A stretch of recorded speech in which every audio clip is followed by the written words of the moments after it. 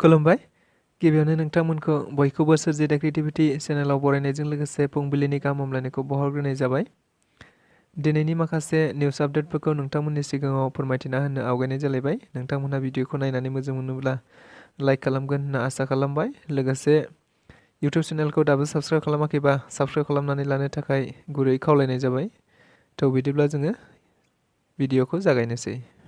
गिबियावनो दङ दाखालि बावैसो बिटिआरनि चिरां जिल्लानि सिङाव थानाय रुनिखाता ओनसोलाव आयेन बेरेखायै सरकारनि हायाव थानाय बर'फोरखौ होखारनायाव होखारजानाय सुबुंफोरखौ खौरां लाहैदों indigenous tribal Sahitya Sabha of Assam आफादनिफ्राय नायदिंहैनाय जायो।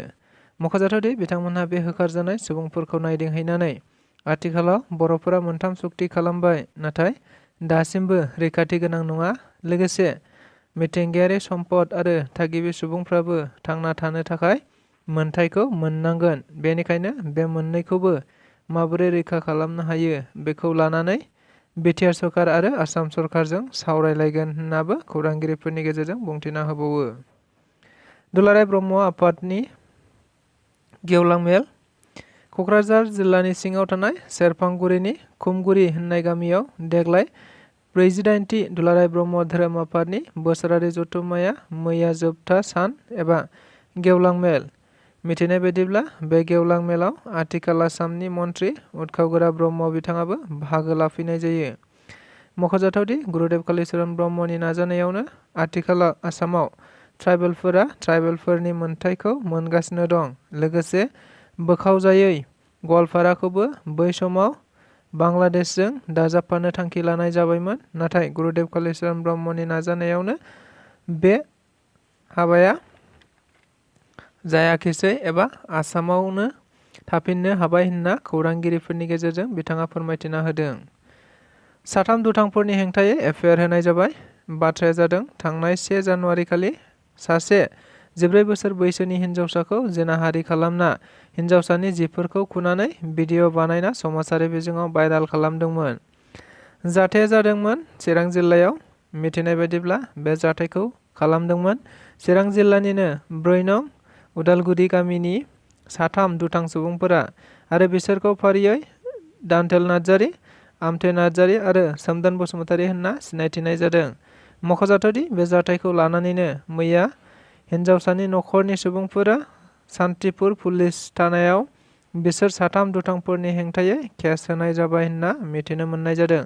नाथाय दायो बिसोर दुथांफोरा खारखोमाना दं होननाबो खौराङाव मिथिबावनाय जादों। UPPL दोलोआव गोबां सुबुंफोरनि हाबफैनायनि बाना मैया उदालगुरि जिल्ला UPPL राजखान्थि हान्जाया सानसेनि हाबाफारिजों उदालगुरि सोहोरनिनो दुर्गा मण्डपआव खुंफुंनाय जायो। मिथिनाय बायदिब्ला बे हाबाफारियाव आथिखाल बिटिआरनि लेङाइ गाहाय मावफुं सोद्रोमा आरो MLA गबिन्द बसुमतारीया बाहागो लाफैदोंमोन। मख'जाथावदि बे हाबाफारियावनो UPPL राजखान्थि दोलोखौ मोजां मोननानै गुबुन गुबुन दोलोनिफ्राय गासै 120निबो बारा सुबुंफोरा UPPL दोलोआव हाबफैदों होनना मिथिनो मोननाय जादों। MLAफोराबो होखारनायाव थोजासे हेफाजाब होदों। आथिखालाव आसामाव सरकारनि हायाव आयेन बेरेखायै थानाय सुबुंफोरखौ होखारबाय थानाय जादों। बेबादिनो दाखालि मानगोनां गुवाहाटी गोजौ बिजिरसालिया रायजो गामिखौ होखारनो नाङा होननाय बाथ्राखौ मैया आसामनि गिबि मन्थ्रिया नेवसिनानै आसामाव जेसेबां सरकारि हायाव आयेन बेरेखायै थानाय दं गासैखौबो होखारनाय जागोन आरो होखारनाय जाबोदों।